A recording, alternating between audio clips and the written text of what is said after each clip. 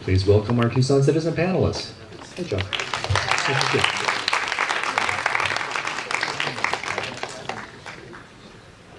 Doesn't matter what we said.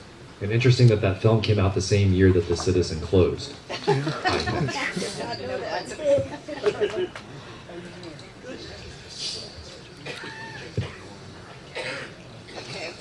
but the mic's not on yet, or are you doing it back there? Okay. Jen, you'll need to pull them close to you. Thank you. Thank you. Is that good? No. Louder? There you go. Okay. Thank you all for coming to commemorate the Tucson Citizen. Is that sounding weird? Yeah. I think You're in a can. maybe use the. Come on. Maybe use Jeff's. For those of us who work there, it was our life, our means of support and passion, and we miss it, and our co-workers. For those in the community, it was a log of life in Tucson spanning 139 years, reflecting people's concerns, thoughts, daily lives, and we'd like to think that you all miss it too. It was an honor to be an editor at the Tucson Citizen. Now, what I'm going to do is just talk to some of the people here and get their thoughts about the Citizen and about news and where we are. Corky, I think I'm going to go first with you. He's an incredible writer, and he covered topics, sports and general thoughts about people and touch people's emotions. It was, Corky is one of the best writers I've seen. There's a line in the movie that says, readers are glad that someone cares enough to get things on the record and print the truth. Talk about that. I think readers, I think the press is in the hands of the American people. They'll decide what happens to it. If it recovers from this depression it's in, if this thing is cyclical, it'll be determined by the people. Now, as far as getting things in the paper on the record, I can't take myself or my colleague here too seriously because we were in the toy department. And we got things right. We had to get things right. The score, who made the most points. So, that's me, I've got a sore throat. We always got it right, we had to. We were on the record in the toy department, in the sports department. And I think that, I don't remember a time when the Citizen news department or sports department distorted the news. They talk a lot today about, I know the people out there, the general public thinks that newspapers in general have gone to the right or to the left, mostly to the left, and they have this thing in their mind that that newspaper business is slants the news to their own agenda, and I don't think that is true, but I think that is the public perception. So getting things on the record is one thing, but getting to the people to let them know that what is being done is truth. That's what is important. Okay. Gabrielle, you've covered topics such as the Tucson Sanctuary Movement, damage from fetal alcohol, and the tragic toll of meth in our community. Talk about the importance of storytelling, long-form journalism that captures stories that are local and lets people know what's going on. Well, I think one of the most important jobs we have as journalists is to tell a local community story. And it's not just our what's expected of us, but it's also a great privilege to be able to do that. And I think so many of us came from being longtime Tucsonans, people, some of us who were natives or lived here a long time, but to have the responsibility to tell the stories of who we are as Tucsonans, some of the challenges we face. And we were given that opportunity at the Citizen, I think, to be able to spend the time to do those stories. We had to get the daily news covered as well, but being the afternoon paper, I think we really saw the opportunity to tell the bigger stories and the stories that mattered so much to Tucsonans. And I think journalism is continuing to do that. I think it's harder with shrinking news hole and news budget and smaller staffs. But I think that's still a critically important part of what journalism is all about. Thanks. Chuck, you covered the arts for years in Tucson, and you're still doing some of it. That's right. You'll never quit. It looks like that's going to be true, yeah.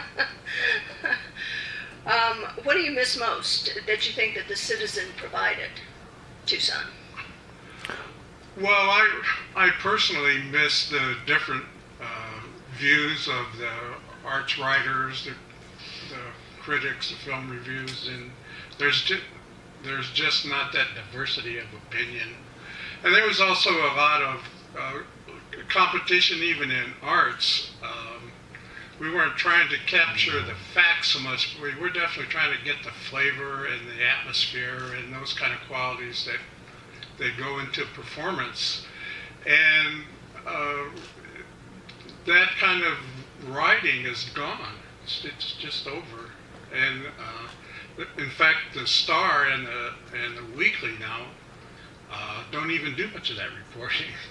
So that's totally gone. You get a few wire stories, and you hear about nationally known artists, but to really capture the local flavor, there's some, but not nearly what there used to be. Okay. Steve, as Renee said, is a top basketball sports reporter for many years. We never did agree on the editing of his stories. Many times.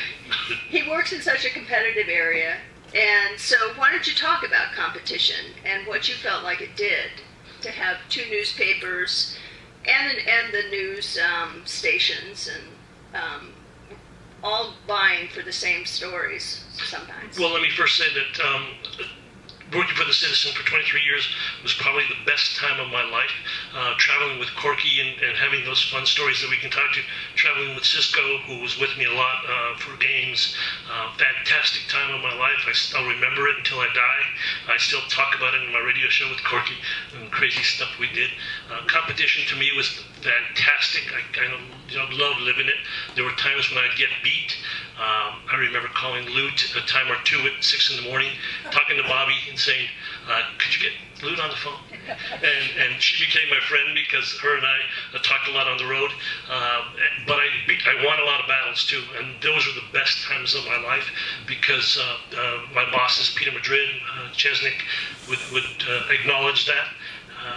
And it's part of sports, part of who I was. The competition was fantastic. Diane talked about that. Mark talked about that. And so did my colleague Chuck Graham. Because it made them better.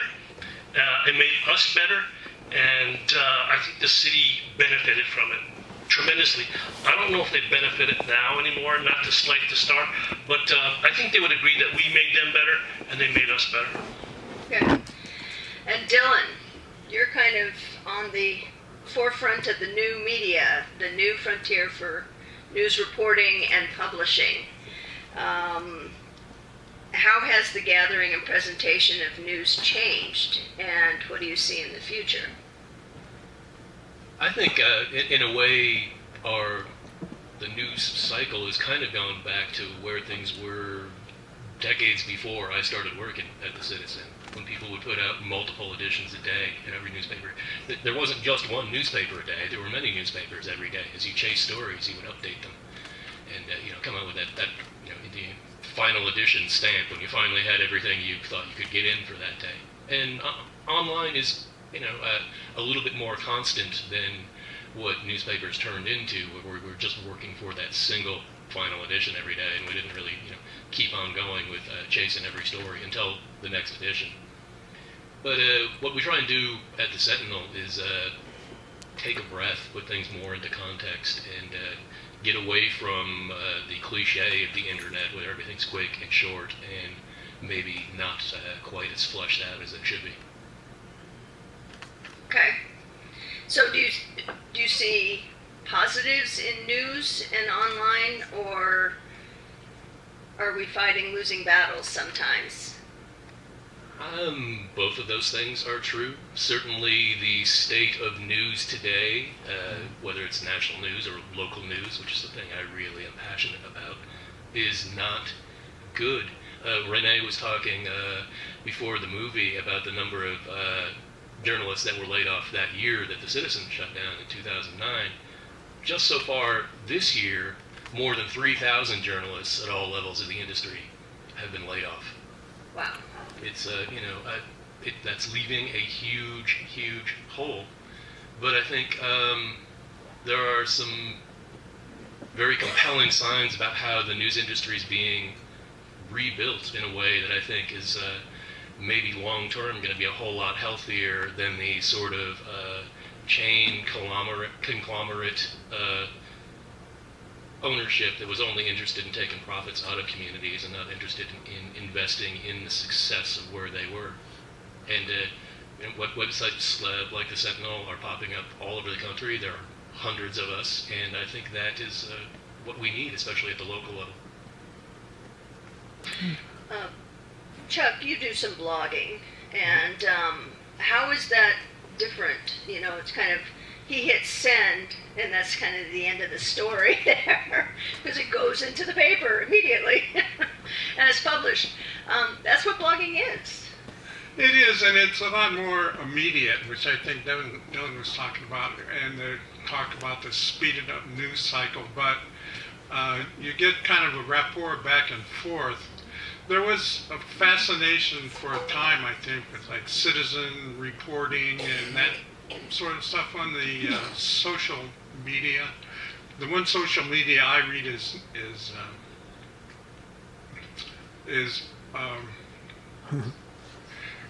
not definitive, but the thing that there has to be credibility. I guess that's the point I'm trying to get to.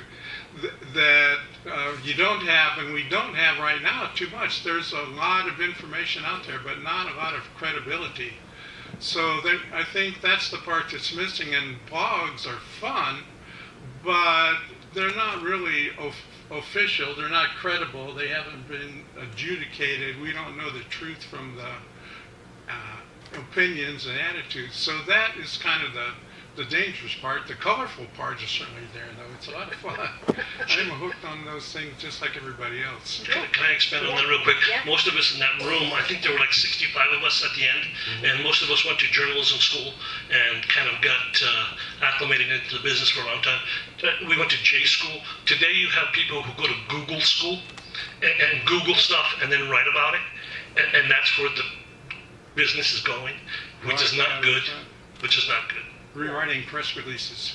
And certainly reporting, as specifically as opposed to the broader swath of journalism and commentary and everything else, it requires people whose damn job it is to go experience things and be there and ask the questions and be present, and we can't ever lose that. If we just turn into a bunch of people spouting our opinions about something we vaguely heard, that's really a tragedy for democracy. And then you have, like the latest conspiracist fantasies are the things that we focus on rather than real news. There are people that think that the tide of journalism school graduates brought the business down, that we needed more people from business with business degrees, music degrees, teaching degrees, and that the people coming out of J schools were trying to serve mankind and a higher calling, and instead of the people that were reading the damn paper every day. I think that sort of diversity is a really good thing to have in a newsroom. I think the Citizen especially had a pretty diverse newsroom, maybe not as Latino as it could have been based on what this community is. Population, yeah. But the people in that room were from all walks of life, and I think that made us a much better news organization. We had one from Mars. Just one? Yeah, way more than that. Yes. No problem. I think it's a good point, though, that there's so very often when you read something, and I'm not necessarily talking about local, but there is not that other point of view.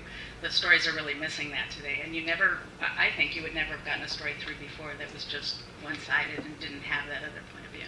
In my 50 years in the business, 48 years, 10 months, and 6 weeks, I never thought about being in journalism. I was in the newspaper business. And let me tell you the difference. One time, I was going to go to the Super Bowl, and a boss of mine, I had airplane tickets, I had hotel reservations, I had a rental car, and I had credentials. And a boss of mine heard about a corporate party that was going to be held in New Orleans, and 2 or 3 days before the Super Bowl. So he took my hotel reservations, my airplane ticket, my rental car. I refused to give him my credentials, and he went and he didn't write a line about it, but he had a good time. That's journalism. At the 1997 Final Four in Indianapolis, and a young reporter, a sports writer for the Daily Star, whose name I won't mention because the statute of limitations may still apply. After Arizona won the national championship, we all went back to the media hotel and the bar was closed. And this guy from the Star, a hero to this day, you remember, he went down, climbed over a retaining wall, got into the bar, and started throwing cold beers up to those of us who, that is the newspaper. Here, here. That brings me to the next point, and that being that working at the Citizen, while we were trying to maintain these lofty goals and views, it was just fun. We had a group of people who were sleep deprived, driven,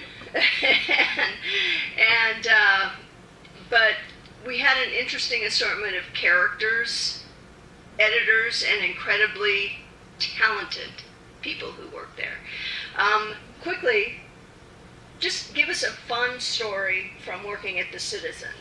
Well, let me tell you, the best. Corky's already done Yeah, it. let me say, the best thing about the job at the Citizen were the hours. The worst thing about the Citizen were the hours. I remember talking to you at midnight. Can you get this online? Can you get this online? Got to put this on. Back when the end of the loot era was kind of coming on, I was never slept talking to you all the time. What's going on? All that stuff. And then Sean was being hired.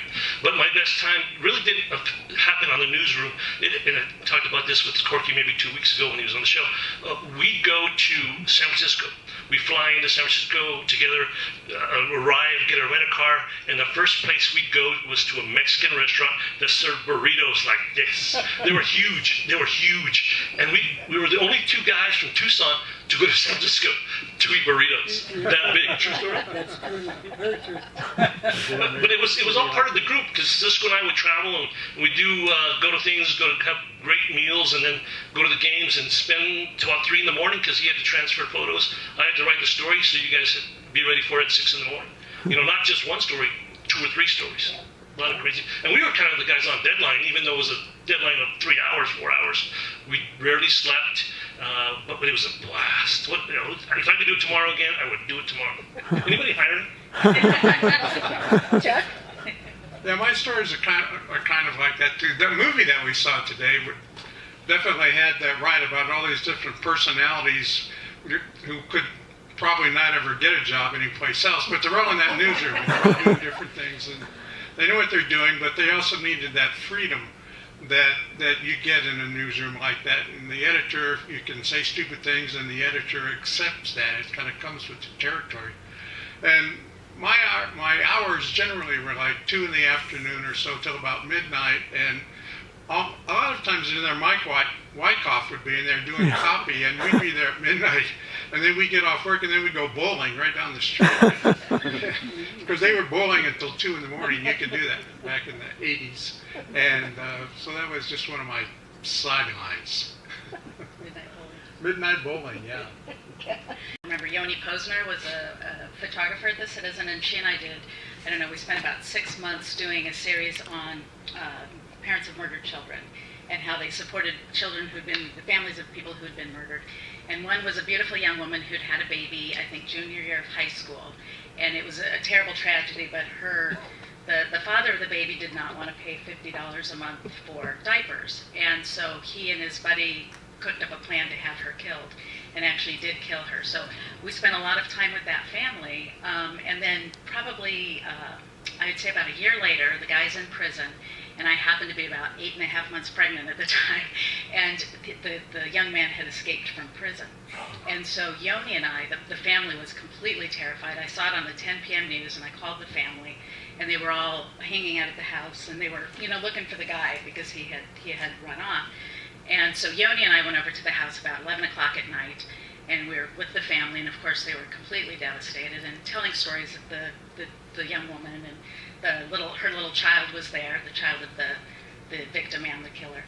And so Yoni and I were, hanging out, and there were cops protecting the house, and so we thought, well, let's go out and see what's going on with the police officer. So Yoni and I walk out, it's about 1 o'clock in the morning, I'm hugely pregnant, and the police officer is slumped over the wheel.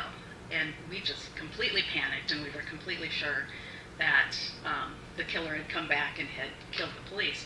So we run back inside, we alert everybody, they call 911, and the poor cop had just taken a nap. But unfortunately, they did catch the young man that night, and it was at least it was resolved, and he is still in prison.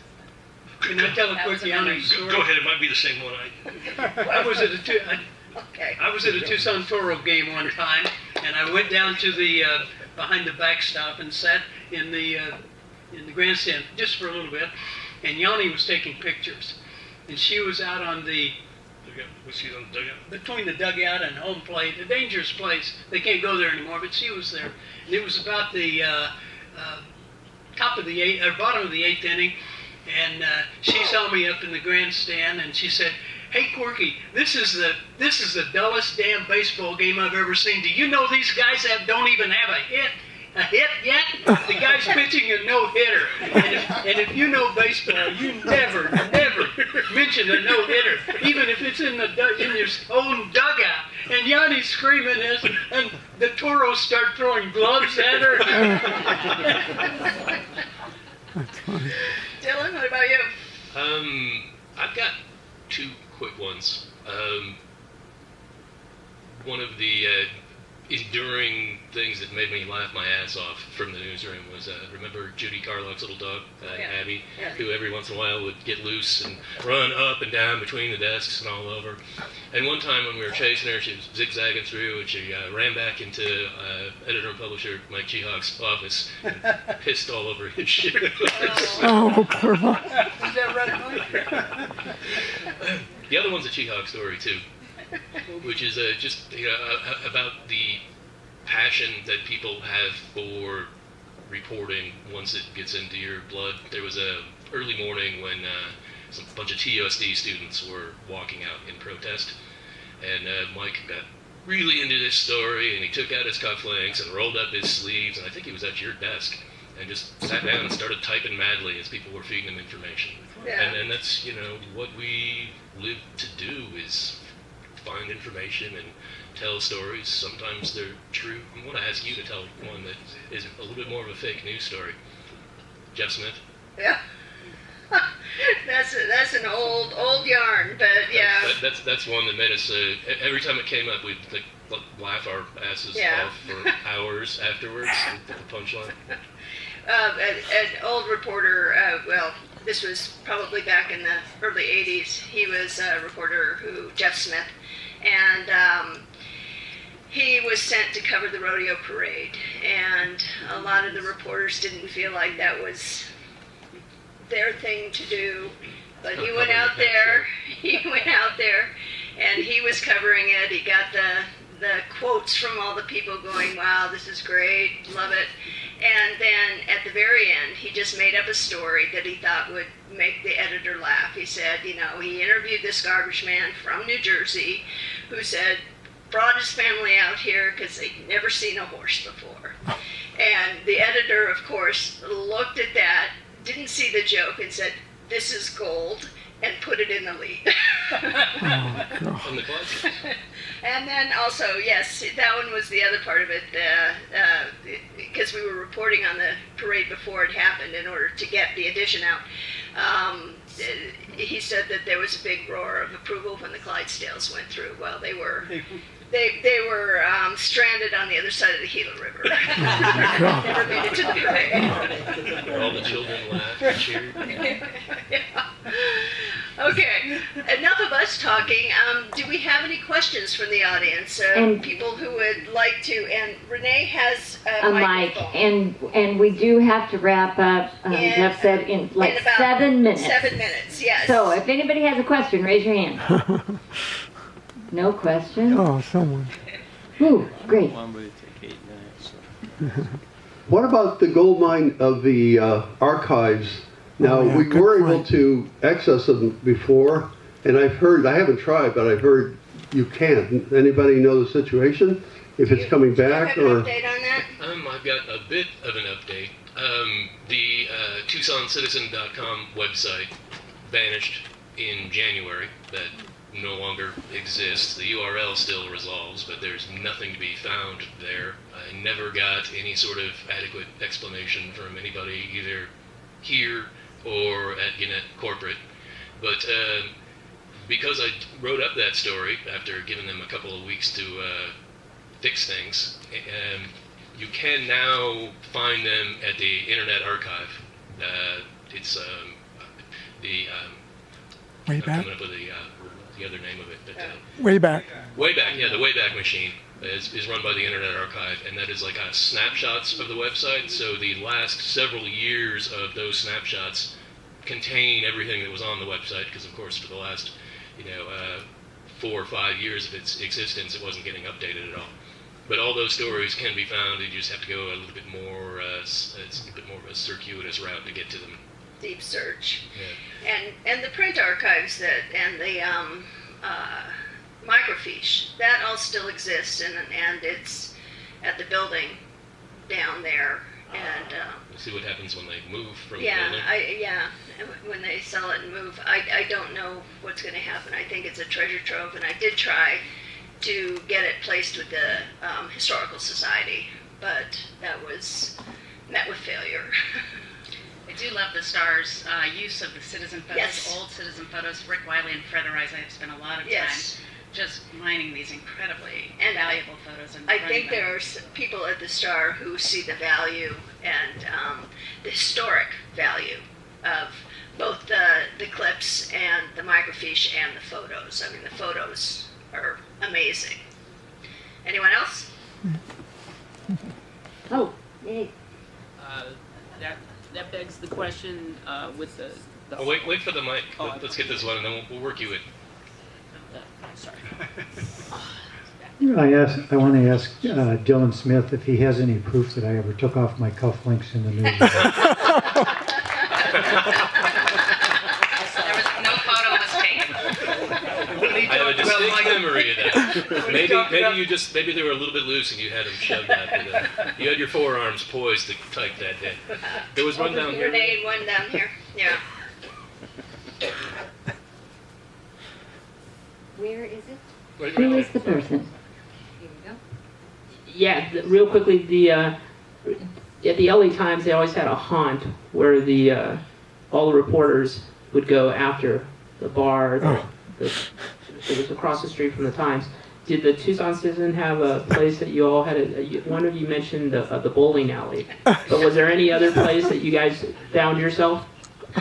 Still do. There really wasn't. I mean, the shanty was kind of a Friday afternoon thing. And when we were done at 2 o'clock in the afternoon began earlier. But other than that, it was longer ago than when I was there that I think they did have watering hole, but I don't know where it was. It was You were across a the little closer street. downtown, right? It was across the street from the old Citizen. From the old Citizen, yeah. When they moved us out to the south side. Nothing was very close there.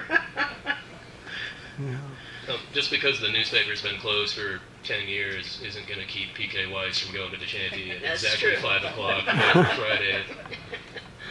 Any other questions? Well, listen, I really appreciate you. Oh, One question. one more? One more. Yeah. Okay.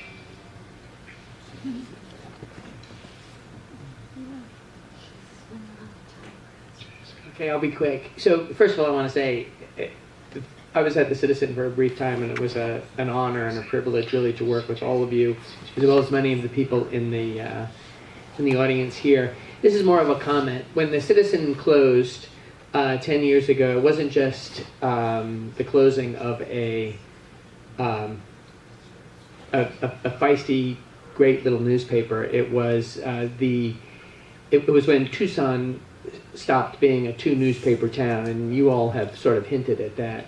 Those changes haven't stopped. Gabrielle and I were at a thing last night, a